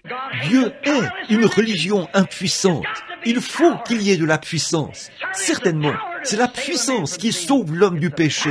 C'est la puissance qui peut accomplir des signes, des prodiges et des miracles, comme Jésus-Christ l'a promis. À l'époque, les gens se sont dirigés droit vers la parole de Dieu. Ils y ont cru. Ils ont touché la cible. Dirigez-vous de la même manière, droit vers la parole de Dieu. Vous toucherez de nouveau la cible. Certainement, parce qu'il est le même hier, aujourd'hui et éternellement. Dieu n'aime pas une religion impuissante. Dieu ne veut pas de ça. Dieu veut agir. Dieu veut montrer qu'il est vivant. Notre espérance même, c'est la résurrection. Pas vrai? Notre espérance de vie, c'est la résurrection de Jésus-Christ. Vous voyez, Dieu veut agir dans son Église. Jésus a dit, « Je serai toujours avec vous, même jusqu'à la fin du monde. Les œuvres que je fais, vous les ferez aussi. » Jean 12, 14. Vous ferez aussi les œuvres que je fais. Vous en ferez même plus, car je m'en vais au Père. Maintenant, l'Église essaye de nier cela. Elle cherche le moyen d'avoir plus de membres, d'être plus populaire. Maintenant, je veux vous demander quelque chose. Dieu cherche à agir dans son Église, et l'Église essaie d'agir par le credo. Et les deux ne peuvent pas marcher ensemble. Vous devez vous débarrasser des credos et faire entrer Christ. Et comment est-ce possible? Quand il voit le sang, quand le sang est appliqué d'un cœur sincère, la main posée sur Jésus-Christ, avec un cœur fidèle devant Dieu, pour confesser ses torts et naître du Saint-Esprit, alors les œuvres de Dieu vous accompagneront, comme il l'a dit. Oui, l'Église veut agir par ses credos pour voir combien de membres elle peut avoir. Dieu veut agir par la puissance du sang pour que les chrétiens naissent de nouveau. C'est exactement ça qui fait la différence. On doit rejeter, pour faire cela, on doit rejeter le Saint-Esprit et sa puissance agissante pour accepter un credo. Si on veut être un chrétien, on doit voir la vérité avant de pouvoir accepter une erreur. On doit passer outre la promesse de Dieu pour pouvoir accepter une erreur. En effet, il y a une lumière rouge qui clignote tout le temps devant vous. Voici la parole. Vous dites, eh bien, ça, c'était pour un autre jour. C'est pour aujourd'hui, parce que Christ est la parole. Pas vrai? Jean 1. Au commencement était la parole, et la parole était avec Dieu, et la parole était Dieu. Et la parole a été faite chair, et elle habitait parmi nous. Et la Bible dit, il est le même hier, aujourd'hui et éternellement. Donc, si Christ est la parole, chaque promesse est vraie, et c'est la même chose hier, aujourd'hui et éternellement. Forcément, il faut une foi née de nouveau pour croire cela et le faire agir. En fait, c'est impossible d'y arriver par les traditions. Ça ne marchera pas. Il faut passer par le sang. C'est sûr et certain.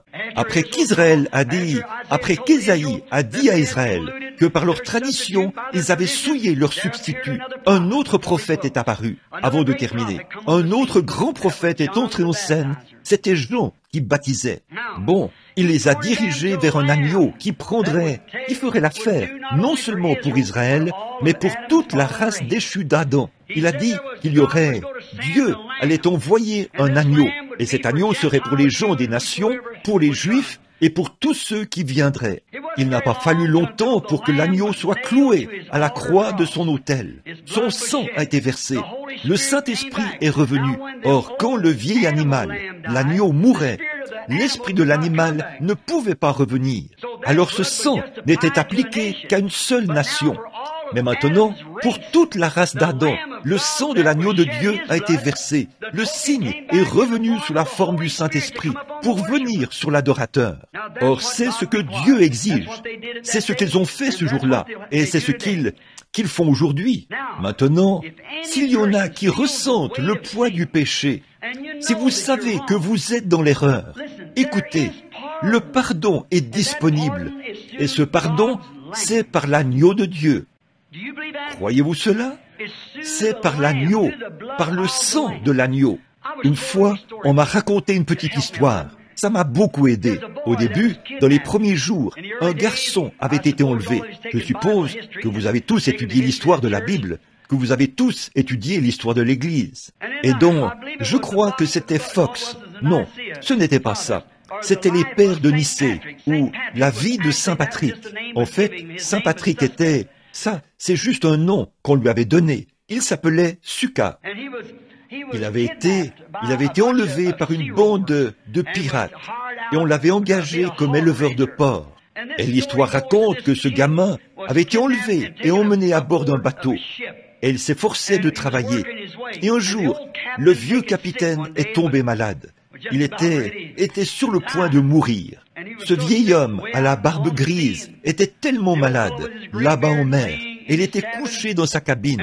Et il a appelé ses matelots, ses hommes d'équipage. Il a dit, « Quelqu'un parmi vous a-t-il une Bible ?» Il a dit, « Quand j'étais tout petit, j'ai été élevé par des chrétiens. » Et il a ajouté, « Je me meurs. Et les gars, je ne veux pas mourir dans cet état. » Il a dit, « Avez-vous la parole de Dieu ?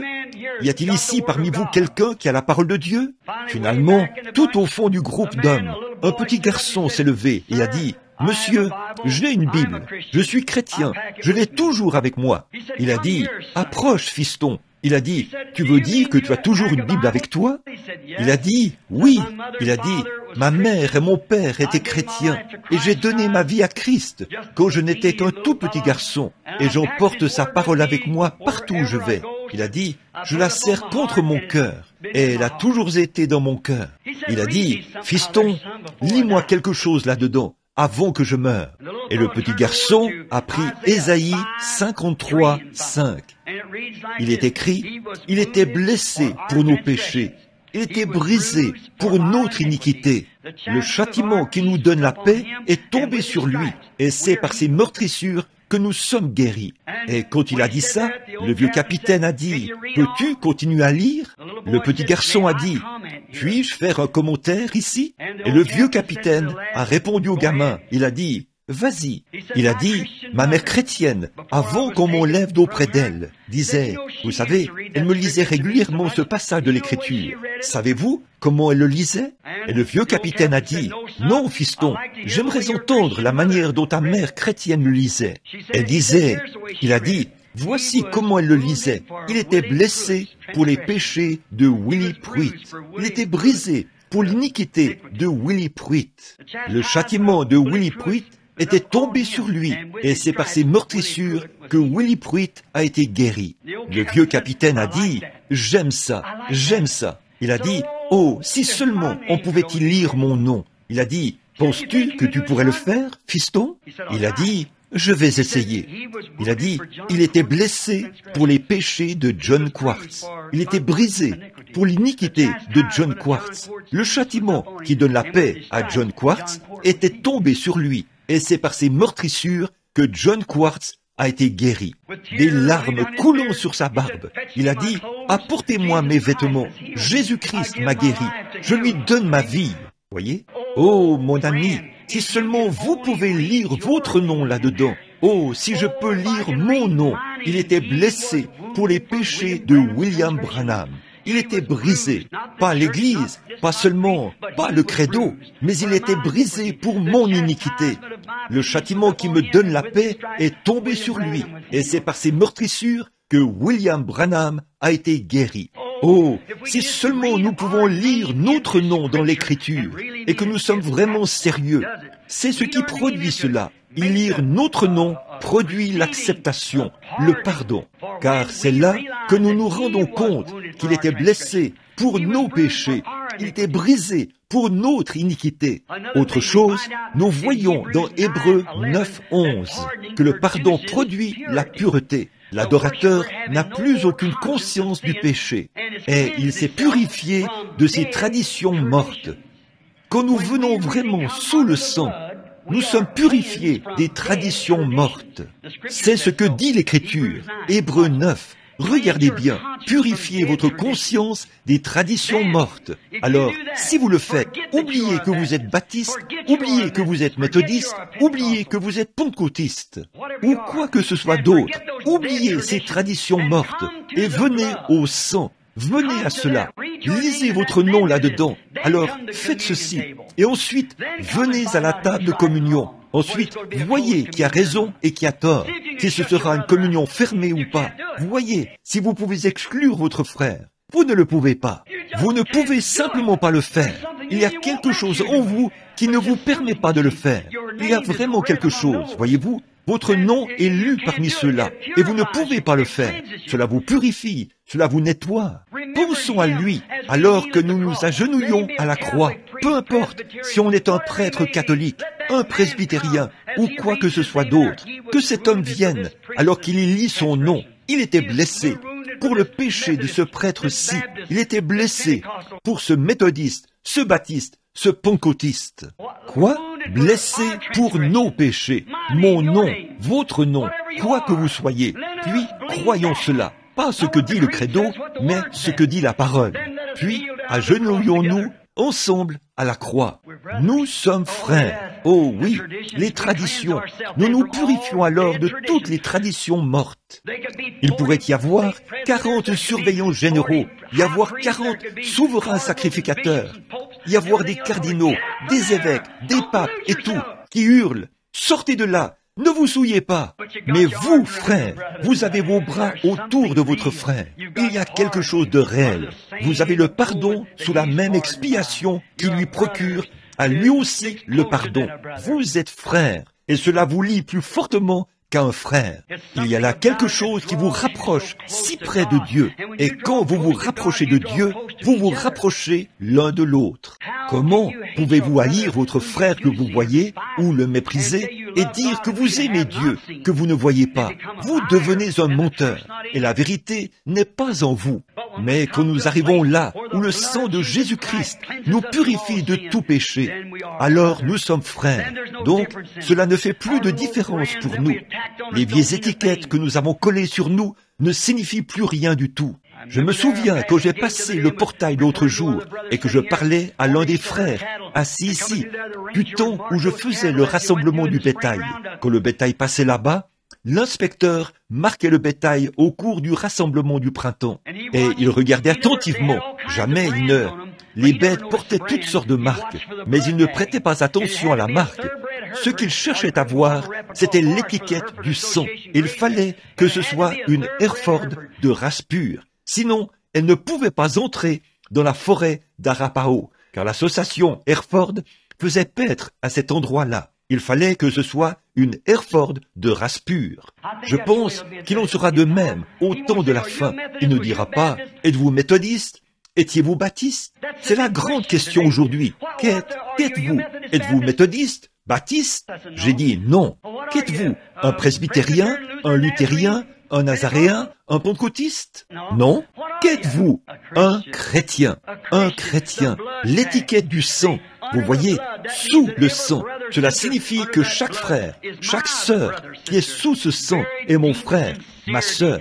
C'est avec une sincérité très profonde, là, devant Christ, que nous, le sacrificateur, le prédicateur, et que sais-je encore, posons les mains sur notre sacrifice et disons, nous sommes des pécheurs coupables. Nous ne sommes pas dignes de ta miséricorde, ô Dieu, mais tu as envoyé ton Fils mourir à notre place, et nous l'acceptons gracieusement. Oh, nous sommes donc frères. Fini les vieilles querelles. Tout est terminé. Nous avons été sincèrement pardonnés. On repart pardonnés et purifiés du péché, purifiés de la tradition. Les choses anciennes sont passées. Fini les vieilles querelles. Les baptistes, les méthodistes et les presbytériens sont tous purifiés par le même sang et nous devenons frères. Les querelles traditionnelles sont terminées. alors on peut avoir la communion fraternelle ici. Et c'est seulement là que nous pouvons avoir la communion fraternelle. J'ai vu des presbytériens se lever lors de ces réunions, des hommes d'affaires du plein évangile, parler en langue et pousser des cris de toute leur force. Des presbytériens parmi les plus remarquables des États-Unis.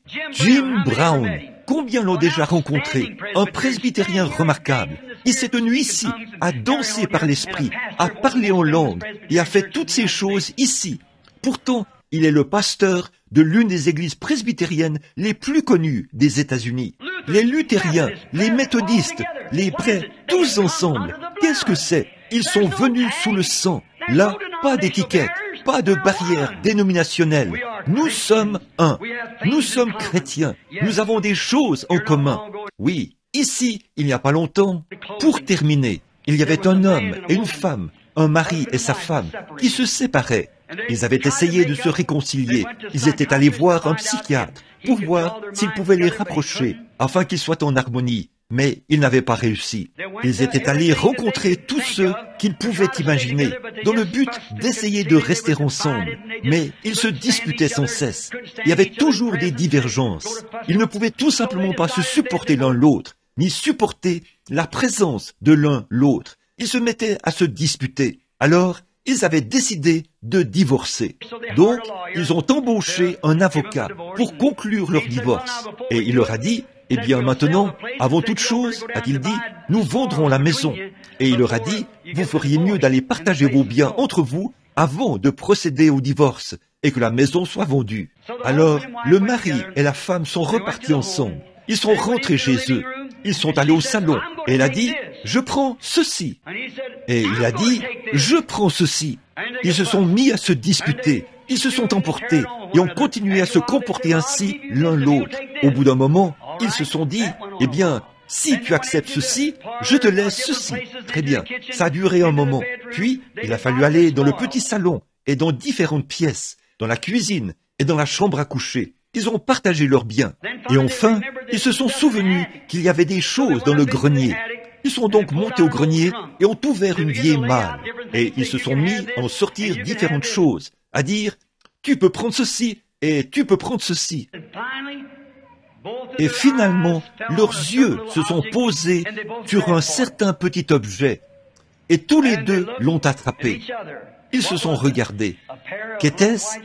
Une petite paire de chaussures blanches qui appartenait à un bébé décédé. Ce bébé faisait partie de tous les deux. Voilà que leurs mains étaient unies comme ça sur la chaussure de ce bébé. En fait, à qui cela appartenait-il? À qui était-ce? Cela leur appartenait à tous les deux. Ils avaient des choses en commun. Au bout d'un moment, alors qu'ils se regardaient l'un l'autre, les larmes se sont mises à couler sur leurs joues. Qu'était-ce? Ils avaient pu se partager tout le reste, mais quand ils sont arrivés là, où ils avaient quelque chose en commun, cet enfant qui était au ciel, alors la dispute était terminée. Quelques instants plus tard, ils étaient dans les bras l'un de l'autre. Le divorce était réglé. La paix régnait. Et frères, permettez-moi de vous dire ceci ce soir. Nous ne voulons pas que vous adhériez à une église, mais je vous demande ceci. Il y a une chose que nous avons en commun, c'est Jésus-Christ. Nous l'avons en commun parmi nous. Nous ne pouvons pas tous être baptistes. Nous ne pouvons pas tous être méthodistes. Nous ne pouvons pas tous être unitaires ou trinitaires ou quoi que ce soit d'autre. Nous ne pouvons pas être cela. Mais il y a une chose que nous avons en commun. C'est l'offre de pardon de Dieu, son Fils, Jésus-Christ. En lui, nous avons toutes choses, mais c'est la première chose que nous devons accepter. Par la suite, nous pouvons obtenir d'autres choses quand nous acceptons le pardon que Dieu nous a offert. Et ce ne sera pas par notre système d'instruction ou par notre système dénominationnel, mais par le sang de Jésus-Christ. Nous pouvons tous nous rencontrer là, sous la croix, être un et avoir des choses en commun. Croyez-vous cela? Courbons la tête un instant alors que nous prions.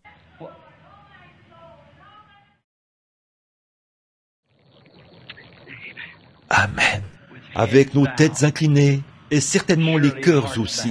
Maintenant, courbons nos cœurs un instant, en même temps que nos têtes, en disant, Seigneur, alors que j'ai le cœur incliné maintenant au sujet de toute ma tradition, ai-je raison ou tort? Puisse le Saint-Esprit sonder le cœur maintenant, et si ce n'est pas exactement là où ça devrait être, et que vous aimeriez qu'on pense à vous dans la prière à la fin, que vous savez que nous pouvons tous nous rencontrer sous une seule chose, le sang, l'expiation. Et quand nous faisons cela, alors nous sommes purifiés de toutes les choses du monde. Et si vous aimeriez qu'on se souvienne de vous dans la prière, voulez-vous le faire savoir en levant la main vers Dieu? Disons, sous, que Dieu vous bénisse. Oh là là, que demain, souviens-toi de moi, ô Seigneur. Vous rendez-vous compte que nous n'avons plus beaucoup de jours pour nous promener sur cette terre? Vous dites, eh bien, je suis jeune, je sais, je ne sais pas, ma sœur, mon frère, il y aura beaucoup d'adolescents qui mourront ce soir, partout dans le monde, des centaines d'entre eux. Non, tout ce que vous avez, c'est le souffle qui est en vous.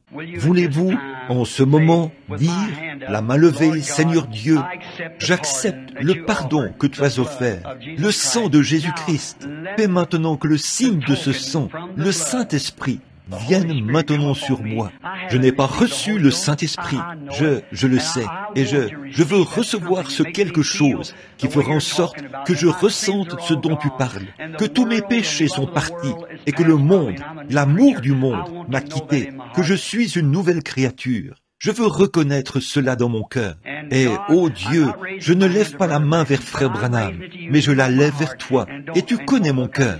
Que personne ne lève les yeux, que ce soit Dieu, lui seul, qui voit ceci. Et dit, ô Dieu, je veux le signe, que le sang a été appliqué sur moi. Je le veux. Levez la main pour dire, priez pour moi, Frère Branham. Que le Seigneur vous bénisse. C'est bien.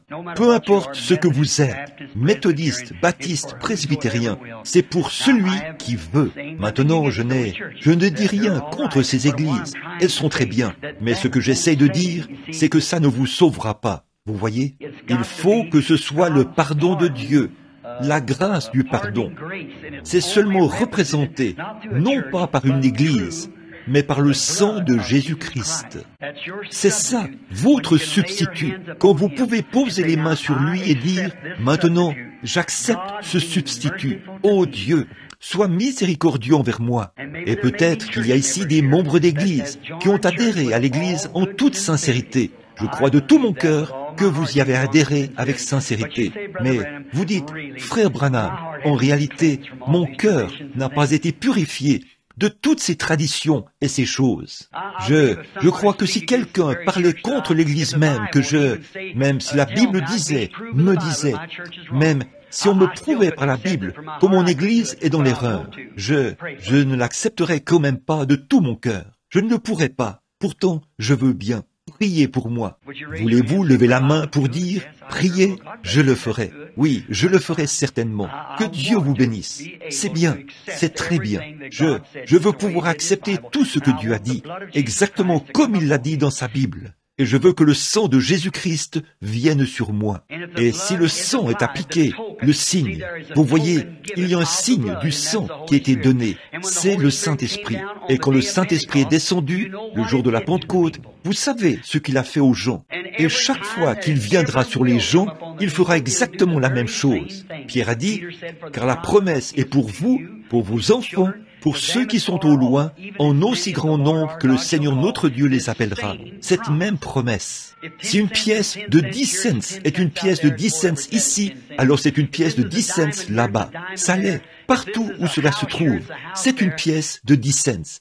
Si ceci est un diamant ici, c'est un diamant là-dedans. Si ceci est une maison ici, c'est une maison là-bas. Et si ceci, c'est le Saint-Esprit qui est descendu le jour de la Pentecôte, c'est le même Saint-Esprit aujourd'hui, et vous n'avez jamais trouvé cette expérience? Acceptez-la maintenant, alors que nous prions. Le voulez-vous?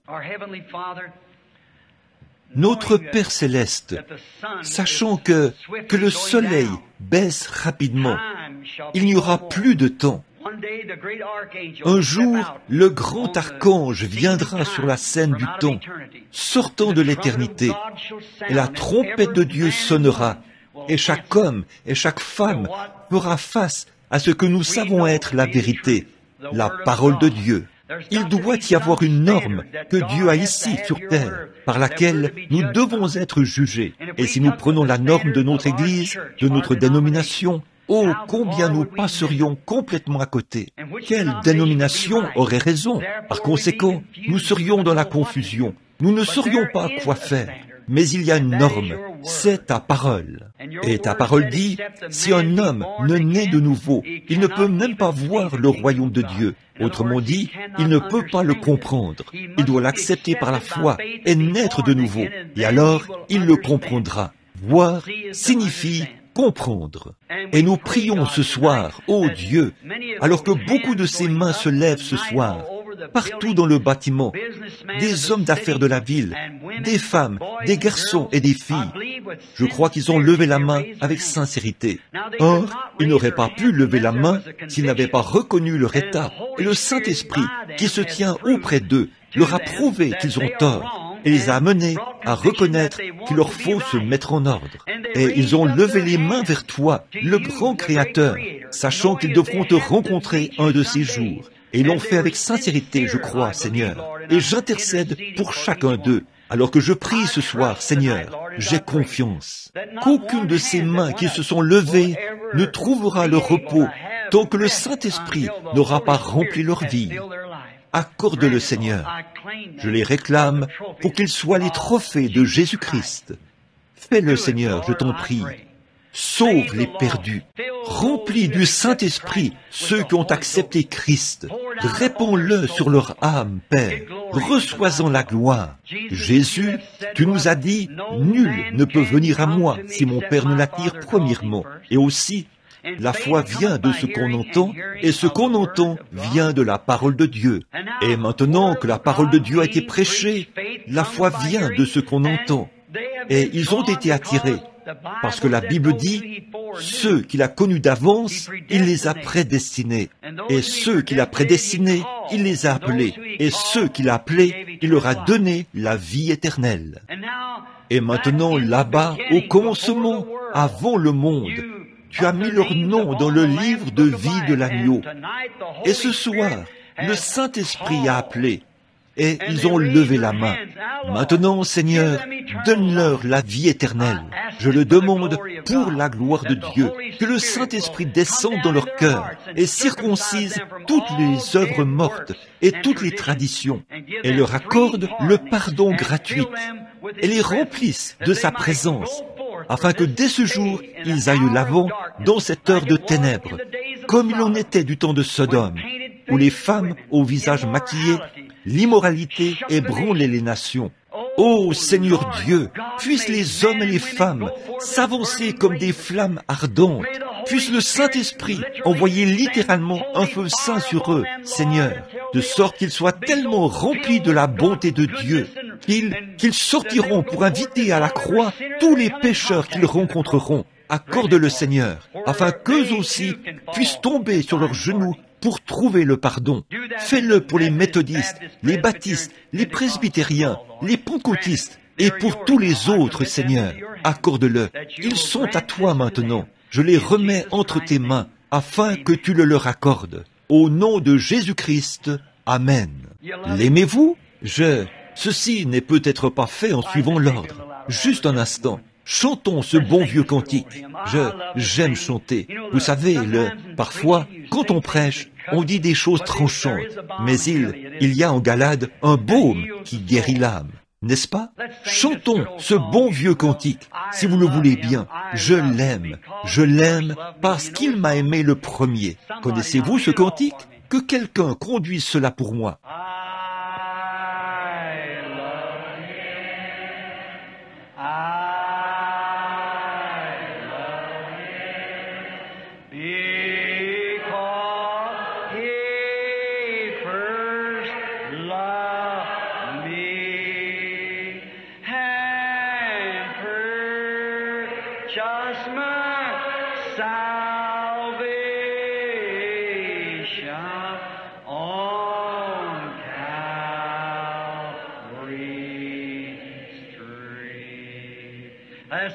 Fredonnons-le. Maintenant, pendant que vous fredonnez, je l'aime. Combien y a-t-il de baptistes ici? Levez la main. Les presbytériens, les luthériens, les nazaréens, les pèlerins de la sainteté, les pentecôtistes. Voilà, oh, regardez tout ce monde, tous ensemble. Que devons-nous faire maintenant que nous sommes venus sous la croix, sous la grâce du pardon? Nous sommes tous pardonnés, non pas par notre Église, mais par le calvaire. Serrons donc la main aux méthodistes, aux baptistes et aux pentecôtistes maintenant, alors que nous chantons de nouveau.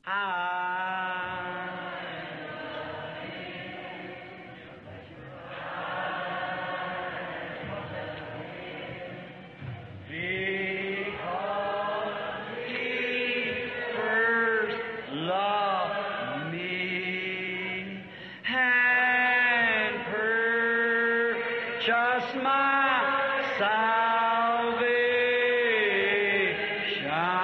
on